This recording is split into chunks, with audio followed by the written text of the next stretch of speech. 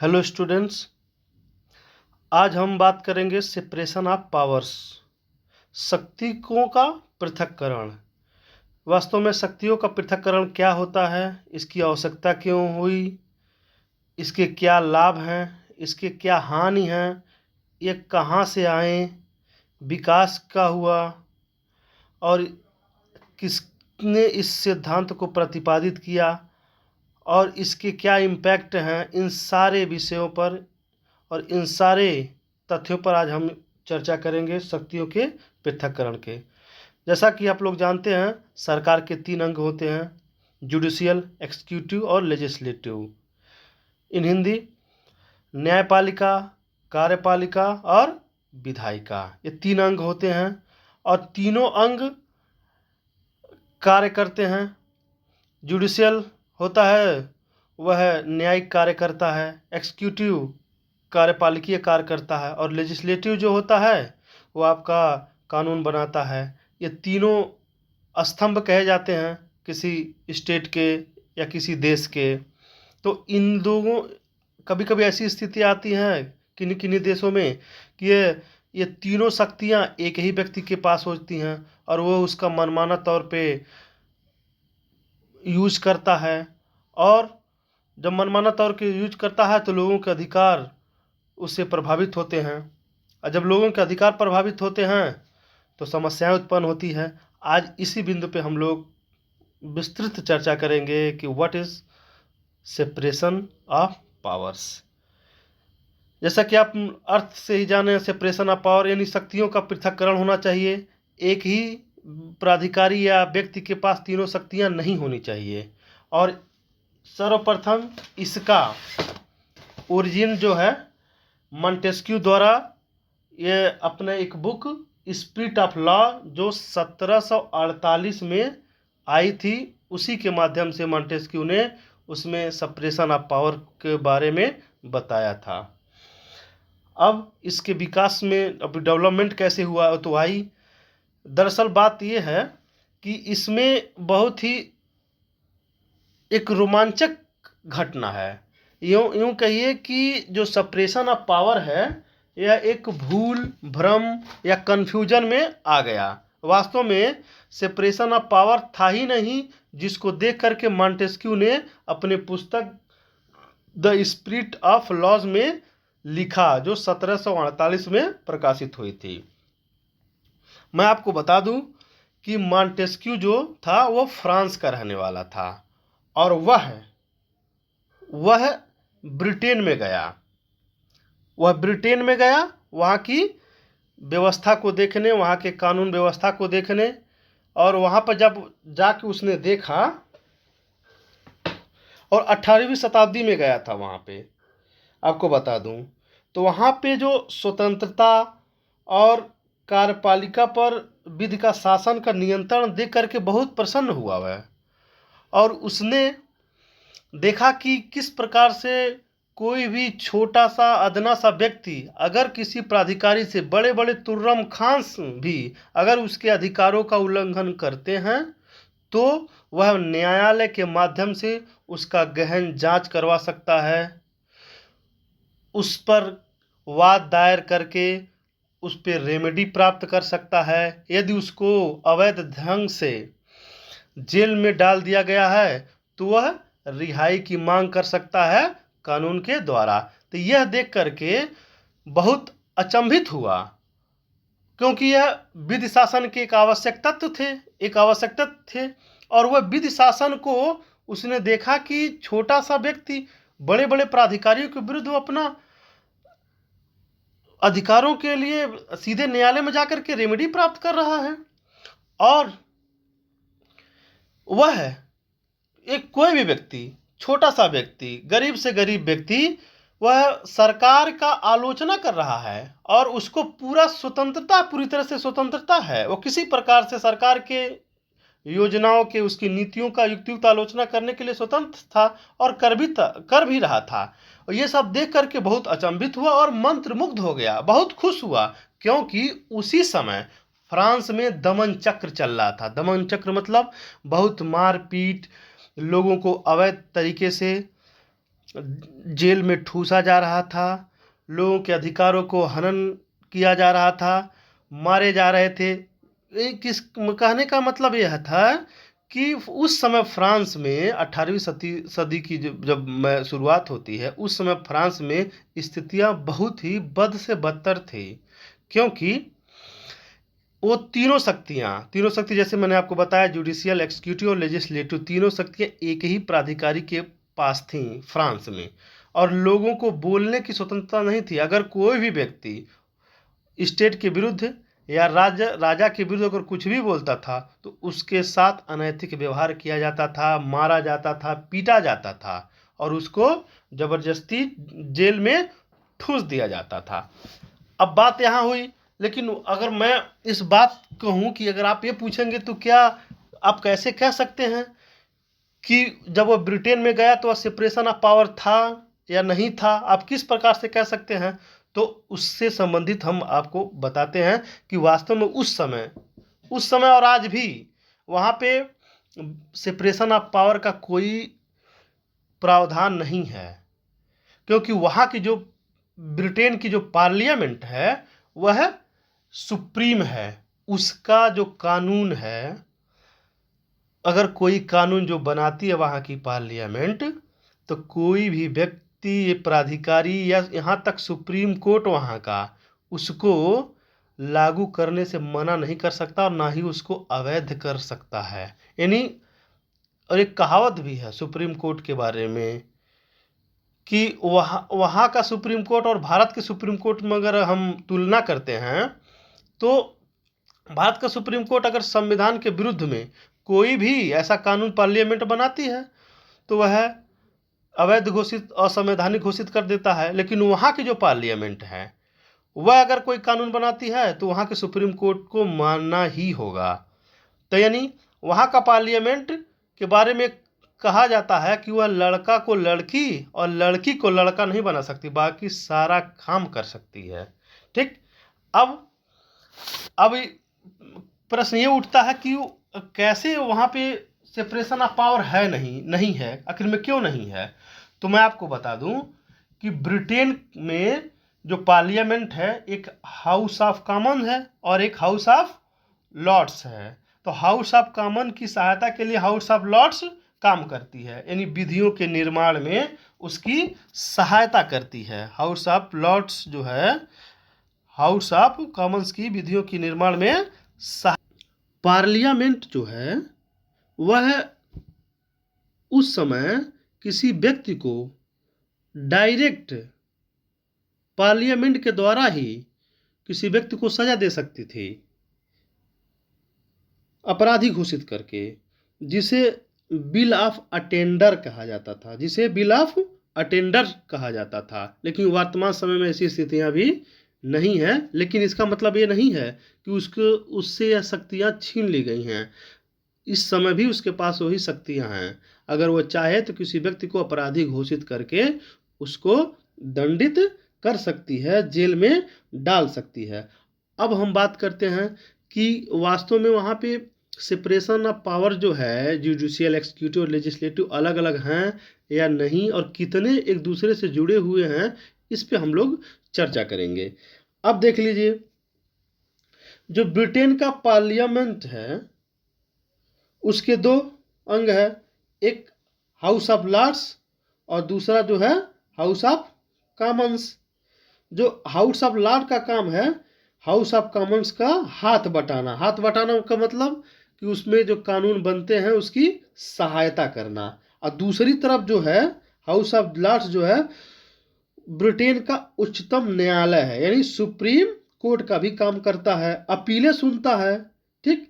लेकिन अपीलें सुनता है तो इसका मतलब ये नहीं है, उसमें छोटा से कन्वेंशन के माध्यम से ये कहा गया है कि हाउस ऑफ लॉर्ड के जो वही सदस्य अपीलें सुन सकते हैं जिनको विधिक योग्यता है, यानी जो विधि के मार्तंड हैं, विधि का जानकारी रखते हैं, उन्हीं के पास ये अधिकार है कि वह अपीलें सुन सकते हैं और अन्य सदस्य नहीं सुन सकते हैं। लेकिन इसका मतलब ये कि वो जो व्यक्ति विधिक योग्यता रखता है वो अपील भी सुन सकता है और विधान के निर्माण में अपनी भागीदारी भी सुनिश्चित कर सकता है। यानी उसको दो काम, यानी जो व्यक्ति ला में मार्तंड है।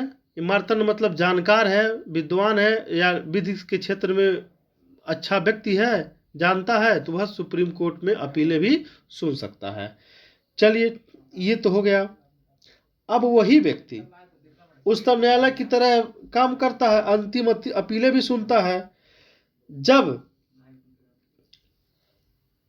अब आगे अगर इसको अगर हम आगे बढ़ाते हैं तो हाउस ऑफ जो लॉर्ड्स है अध्यक्ष के रूप में काम करता है, जिसे लॉर्ड चांसलर कहते हैं।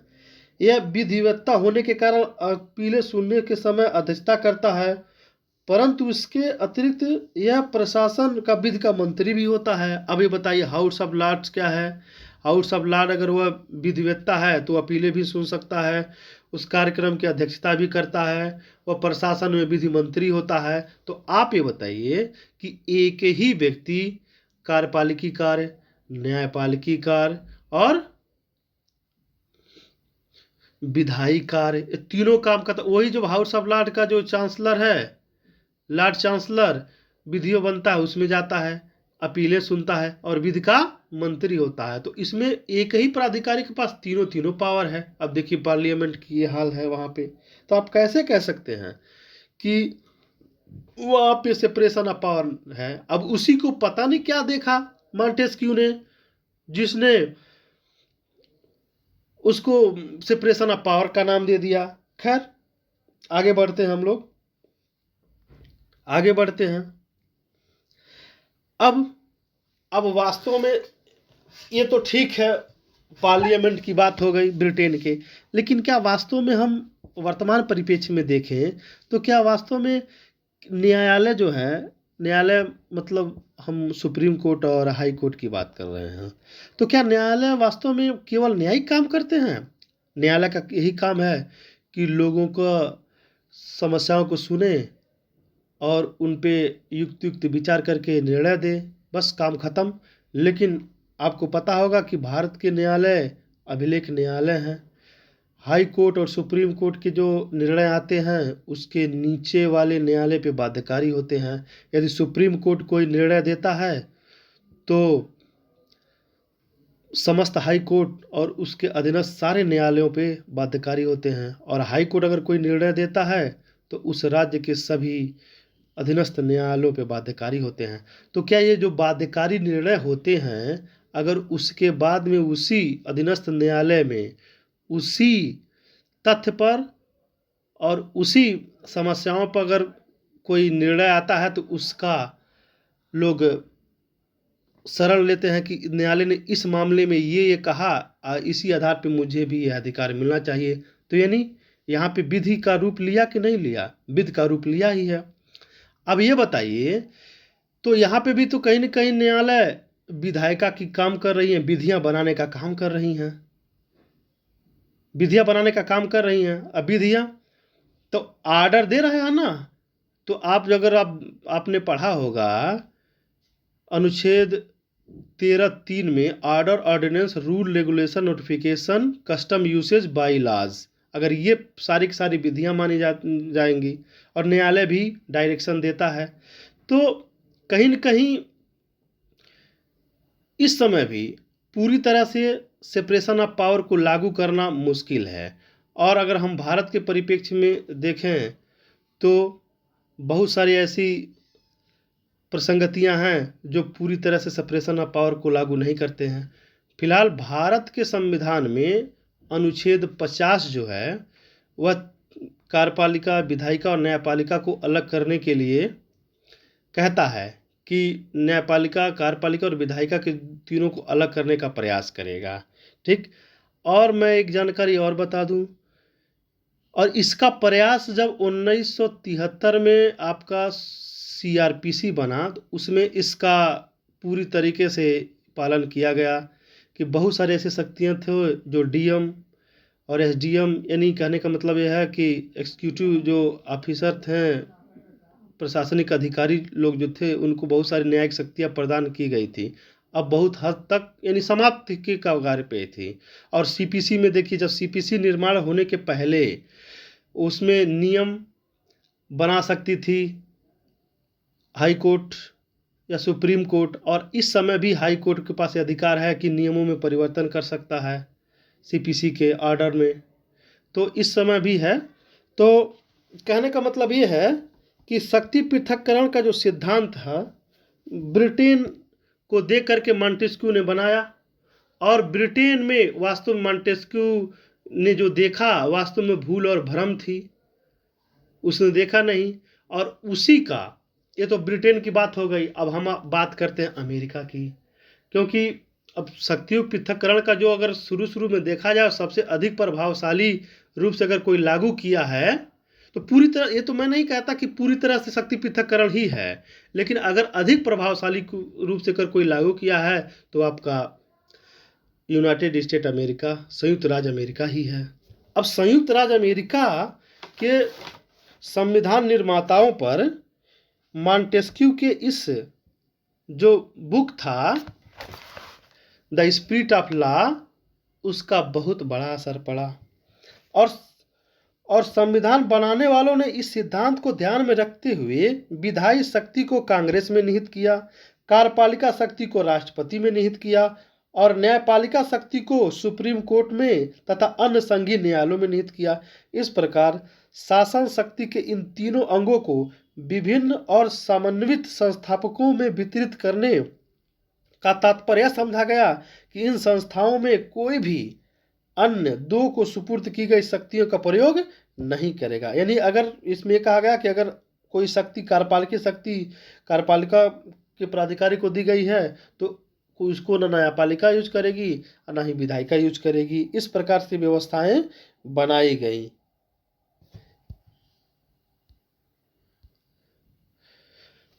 अब ये देखा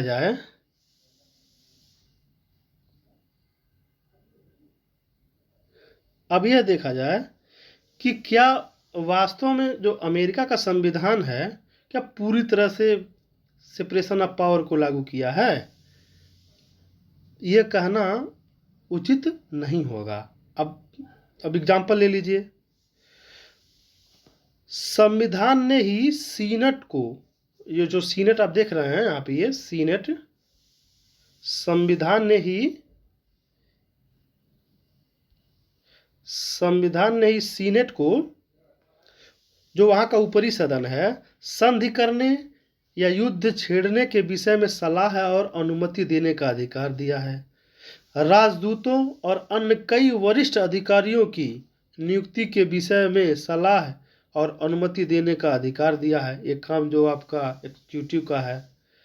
और समय पड़ने पर राष्ट्रपति या सुप्रीम कोर्ट के अन्य संघीय न्यायालयों के न्यायाधीशों के विरुद्ध नीचे के सदन द्वारा लगाए गए महाभियोग अपराधों की न्यायिक जांच का अधिकार दिया है। अब बताइए, इसमें न्यायिक अधिकार का भी जांच दे दिया गया है।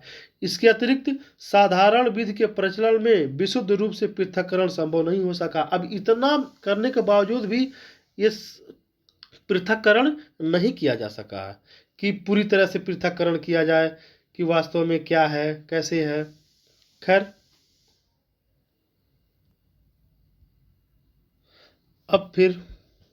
अब ऑस्ट्रेलिया में देखा जाए, ऑस्ट्रेलिया में जहां संयुक्त राज्य की तरह ही विधायी शक्ति पार्लियामेंट में, कार्यपालिकी शक्ति गवर्नर जनरल और मंत्रिमंडल में तथा न्यायिक शक्ति हाई कोर्ट तथा अन्य संघीय न्यायालयों में निहित कर दी गई है। पृथक्करण का सिद्धांत कम से कम एक क्षेत्र में अपनी पूर्ण शक्ति के साथ उपयोजित होता है। यह क्षेत्र है कार्यपालिका और न्यायपालिका शक्तियों का पृथक्करण। कहने का मतलब यह है कि तीनों में तो नहीं कह सकते हैं, कार्यपालिका, न्यायपालिका, विधायिका, लेकिन कार्यपालिका और न्यायपालिका के शक्तियों में बहुत ही कठोरता पूर्वक स्ट्रिक्ट रूप से सेपरेशन किया गया है। सर्वप्रथम इसका एक वाद आया, attorney general for the Commonwealth, फिर से देखेंगे, attorney general for the Commonwealth बनाम क्वीन या बॉयलर मेकर के मामले के नाम से भी ये जाना जाता है। इसको बॉयलर मेकर केस भी कहते हैं। बॉयलर मेकर, इस मामले में ऑस्ट्रेलिया की हाई कोर्ट के निर्णय को बरकरार रखते हुए प्रीवी काउंसिल ने यह निर्णय दिया था कि कंसिलिएशन एंड आर्बिट्रेशन एक्ट द्वारा स्थापित की गई कॉमनवेल्थ ऑस्ट्रेलिया की court of conciliation and arbitration सुलह और मध्यस्थम न्यायालय के हाथों में न्यायिक तथा गैर न्यायिक दोनों प्रकार के अधिकारों का एकत्रीकरण किया गया है, जो कि पृथक्करण के सिद्धांत के प्रतिकूल है। आसान शब्दों में ये कहिए कि आर्बिट्रेशन एंड कंसिलिएशन एक्ट का जो सुलह और मध्यस्थम न्यायालय के पास वहाँ की पार्लियामेंट ने न्यायिक शक्तियाँ और कार्यपालिकी शक्तियाँ यानी न्यायिक शक्तियाँ और गैर न्यायिक शक्ति दोनों अधिकारों को दे दिया था। प्रिवी काउंसिल ने कहा कि यह अवैध है क्योंकि executive power and judicial power दोनों एक ही प्राधिकारी को नहीं दिया जा सकता है। तो अब ये हम ब्रिटेन का भी देख लिए, अमेरिका का भी देख लिए, और ऑस्ट्रेलिया में पहली बार इसको तीनों में तो नहीं, लेजिस्लेटिव, एक्सिक्यूटिव और जुडिशियल में नहीं, लेकिन एक्सिक्यूटिव और जुडिशियल में यानी कार्यपालिका और न्यायपालिका में बड़ी कठोरता के साथ attorney general for the Commonwealth बनाम क्वीन के मामले में यह लागू किया गया कि नहीं, ये सेपरेशन ऑफ पावर का उल्लंघन है और इसलिए इस अधिनियम को अवैध घोषित किया जाएगा। और जहाँ तक मुझे लगता है कि ये पहला अधिनियम रहा होगा उस समय का जिसको सेपरेशन ऑफ पावर के वायलेशन पर अवैध किया गया है। फिर अब हम भारत के मामले में बात करेंगे, हम बात करेंगे अगले क्लास में। तब तक के लिए थैंक यू।